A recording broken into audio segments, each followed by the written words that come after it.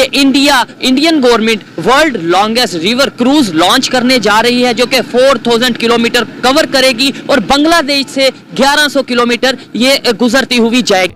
भारत की नदियों में आधुनिक क्रूज चले, व्यापार भी हो, टूरिज्म भी हो, इस दिशा में हम तेजी से आगे बढ़ रहे हैं। आखिर क्या वजह है कि इंडिया आए दिन वर्ल्ड रिकॉर्ड पे वर्ल्ड रिकॉर्ड बना रहा है मुख्तलिफ फील्ड्स में। और ये नरेंद्र मोदी का ड्रीम प्रोजेक्ट था, दुनिया का सबसे लंबा रिवर क्रूज जिसका नाम है MV गंगा विलास। विकास की इस महत्वाकांक्षी यात्रा में गंगा विलास रिवर क्रूज एक अहम अध्याय है।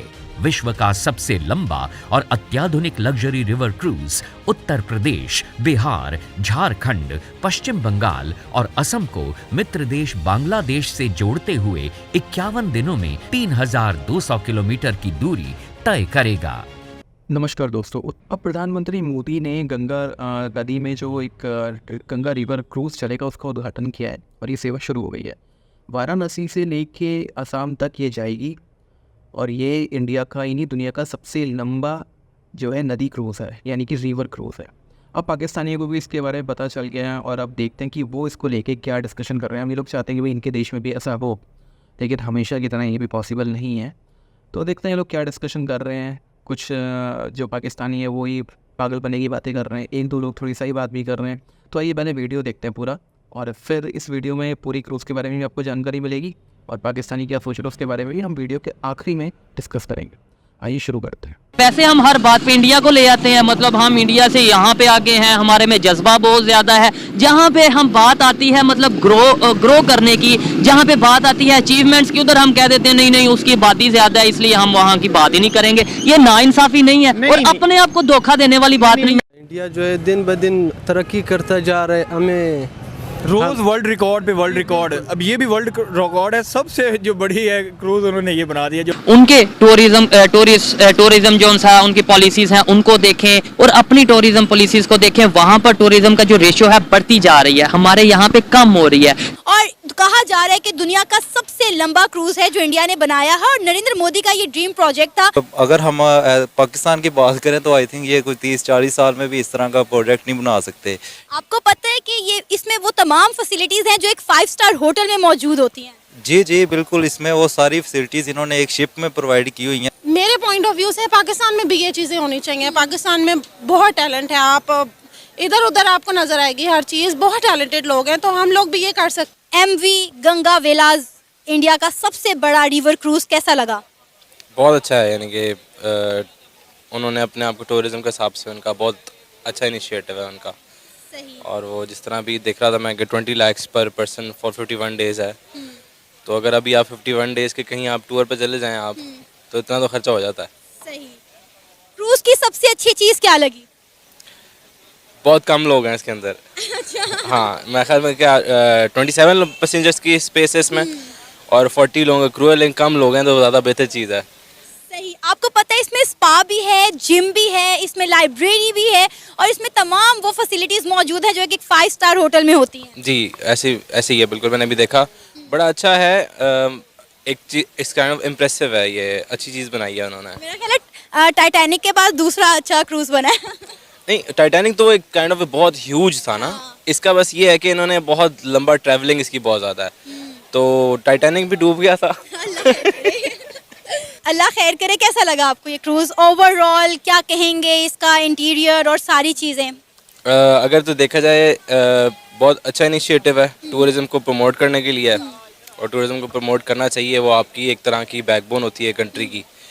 और एक अगर उन्होंने भी ये फर्स्ट उन्होंने बनाया है ना, तो आप देखेंगे कि चंद सालों बाद उनके इस तरह के बहुत सारे होंगे। आपको पता है इस क्रूज का जो पहला टूर है वो 3200 किलोमीटर का है और 51 डेज में ये कवर करेगा और 27 रिवर्स क्रॉस करेगा। जी अभी ये इनका ये है कि इस तरह अभी जिस तरह आपने दिखाया मुझे, ये और बाकी कंट्रीज़ के अंदर भी ये जा रहा है, ठीक है।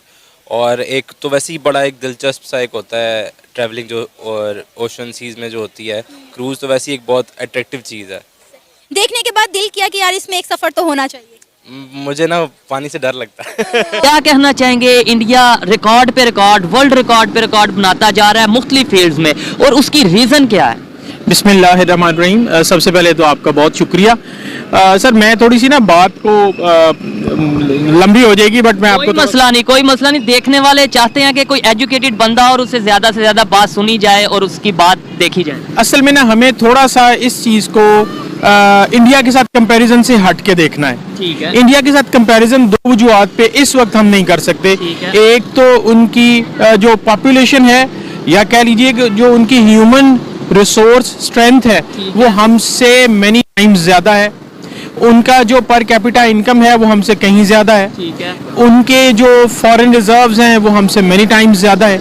लिहाजा हम अगर पाकिस्तान को उसके साथ कंपेयर करेंगे तो जाहिर है फिर हम अपने आप को बहुत लो फील करेंगे। हमने इसको यूं देखना है कि इस वक्त जैसे सारी दुनिया डिफरेंट एवेन्यूज तलाश कर रही है कि हम अपने मुल्क में इकोनॉमी को कैसे बूस्ट अप कर सकते हैं। बिल्कुल। और खास तौर पे जो रिसोर्सेज मौजूद हैं, जो सोर्सेज मौजूद हैं, उनसे कैसे फायदा उठाया जाए। दुनिया ये देख रही है कि जो उनके पास मौजूद है उनसे कैसे फायदा उठाया। एग्जैक्टली। तो पाकिस्तान को इस सिमत भी तवज्जो देनी चाहिए। इस सिलसिले में जो प्रीवियस गवर्नमेंट थी खान साहब की, उसमें इस सिलसिले में काफ़ी काम हुआ। For the first time in history हमने सुना कि जी पाकिस्तान को भी एक टूरिस्ट प्लेस के तौर पे इंट्रोड्यूस कराया जा रहा है। अल्हम्दुलिल्लाह पाकिस्तान एक ऐसा मुल्क है जहाँ पे डेजर्ट्स भी हैं, जहाँ पे आपके पास रिवर्स भी हैं, जहाँ आपके पास 4 वेदर्स हैं, माउंटेन्स हैं। क्या फायदा ये सब कुछ होने का जब हम फायदा नहीं उठा पा रहे, जब टूरिज्म यहाँ पे खत्म होता जा रहा है। इंटरनेशनल टूरिस्ट की बात तो दूर है, हमारे अपने जो टूरिस्ट हैं वो ही अब नहीं उस तरीके से टूरिज्म को फरोग कर पा रहे। और सेकेंडली आपकी बात जो आपने बोला कि इंडिया की आबादी ज्यादा है जिसकी वजह से हम कंपेयर नहीं कर सकते।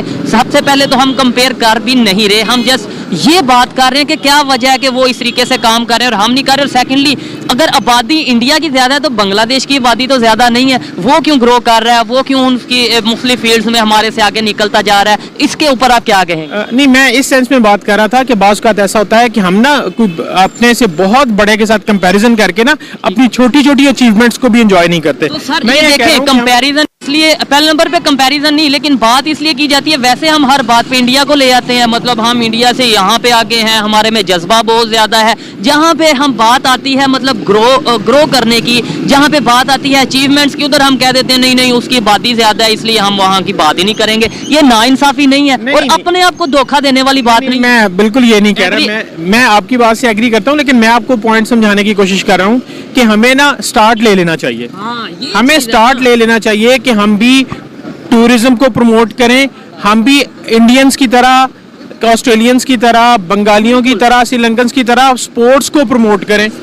ये दो चीज़ें ऐसी हैं कि जो इस वक्त जो मॉडर्न वर्ल्ड इकोनॉमी है उसमें ये दोनों चीज़ें बड़ा इंपॉर्टेंट रोल प्ले कर रही हैं, क्योंकि ये दोनों चीज़ें सोशल मीडिया के थ्रू हाथों हाथ बेची जा सकती हैं, इनके जरिए से लोगों की अटेंशन ग्रैब की जा सकती है। ट्रेंड का दौर है ना, ट्रेंड जिसका बनता है। जैसे अब बात करें दुनिया का, अगर क्रिकेट स्टेडियम की बात करें, दुनिया का सबसे बड़ा क्रिकेट स्टेडियम इंडिया में बन रहा है। इसके अलावा मतलब कोई भी फील्ड में कर लें, वो आए दिन वर्ल्ड रिकॉर्ड बना रहा है। सिर्फ मेरी बात करने का मकसद ये था उनकी पॉलिसीज में ऐसी क्या चीज़ है कि वो दिन ब दिन ऐसे बेहतरी की तरफ जा रहे हैं या ग्रो कर रहे हैं। सर सबसे पहली चीज़ तो ये है कि वहाँ पॉलिटिकल स्टेबिलिटी बहुत ज़्यादा है। ठीक है, यानी एक अरसा हो गया कि वहाँ पे कोई किसी किस्म की कोई इन्वॉल्वमेंट नहीं है। आप जैसे ही उनके इलेक्शन से पहले बेशक जो मर्जी हो, the moment the results are announced, उसके बाद सारी पार्टीज एग्री कर जाती हैं कि जी हम इससे एग्री करते हैं। उसके बाद फिर मुल्क चलता है।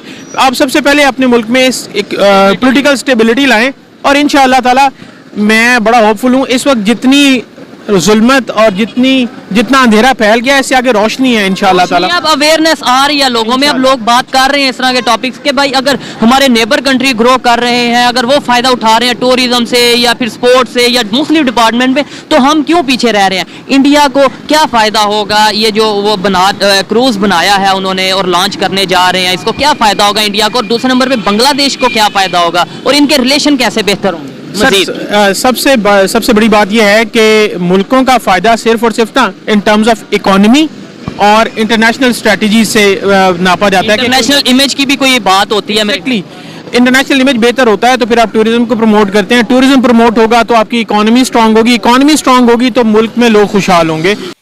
तो दोस्तों वीडियो आपने देख लिया है और वीडियो में आपको जो क्रूज़ है इसके बारे में तो पूरी जानकारी मिल ही गई होगी। दुनिया की सबसे लंबी रिवर क्रूज़ सेवा है ये और अपने आप में एक यूनिक चीज़ है।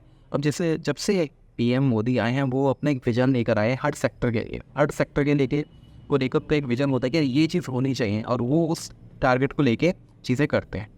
अब बनारस में तो इन्होंने पूरा बदल के रख ही दिया है। ऐसी सेवाएं शुरू की हैं जिसमें लोगों का ध्यान भी जाता है और एक नया मतलब टूरिज़्म बढ़ता है। हर जगह जाना है, टूरिज़्म को बढ़ाना है।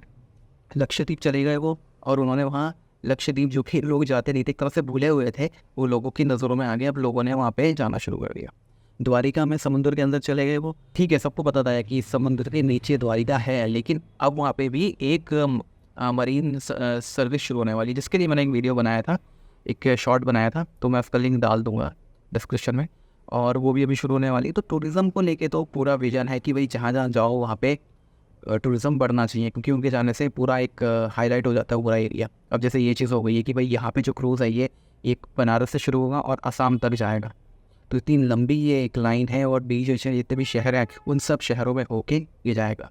अब जैसे बनारस से निकले और पटना पहुँचे तो उसमें बता रखा है भी पटना साहिब जाएगा, वहाँ पे गुरुद्वारे पे भी दर्शन कर सकते हैं। फिर ये आगे जाएगा कलकत्ता होते हुए, फिर बांग्लादेश में, फिर बांग्लादेश से होते हुए असम तक जाएगा, और असम में जो कामाख्या देवी का मंदिर है वहाँ पे भी लोग दर्शन कर सकते हैं। फिर काजीरंगा के बीच में से निकलेगा तो बहुत ही अच्छा एक व्यू मिलेगा। काजीरंगा जो कि एक नेशनल पार्क है, कितने लोग हैं जो वहाँ गए होंगे, वो भी इस क्रूज़ के थ्रू वहाँ पे जाना। और ब्रह्मपुत्र नदी वहाँ पे इतनी बड़ी है कि मीलों तक है, मतलब एक किनारे से दूसरा किनारा नहीं दिखता है, इतनी ज़्यादा लेंथ है ब्रह्मपुत्र नदी की वहाँ पे। तो ये अपने आप में एक बहुत ही यूनिक आइडिया है, बहुत ही अच्छी चीज़ है। और पाकिस्तानियों को हमने देखा है कि डिस्कस कर रहे हैं, बेचारे चाहते हैं कि उनके यहाँ सब हो, लेकिन पॉसिबल ही नहीं है। बाकी पाकिस्तान के पास कोई टूरिज़्म इंडस्ट्री नहीं है, टूरिज़्म इंडस्ट्री है। उस टूरिज़्म इंडस्ट्री की वजह से वहाँ पे कोई टूरिस्ट नहीं आता और कोई इन्वेस्टमेंट नहीं आती, तो इनका कुछ नहीं होने वाला है, ये ऐसे ही लगे रहेंगे और हम भी अपने देश के विकास पे लगे रहेंगे। आप इसके बारे में क्या सोचते हैं? ये वीडियो आपको कैसा लगा कमेंट करके ज़रूर बताइएगा। मिलते हैं नेक्स्ट वीडियो में, और तब तक जय श्री राम। लेकिन उससे पहले अगर आपने सब्सक्राइब नहीं किया चैनल को तो कृपया अगर सब्सक्राइब कर लें और बेल का आइकन दबा दें। जय श्री राम।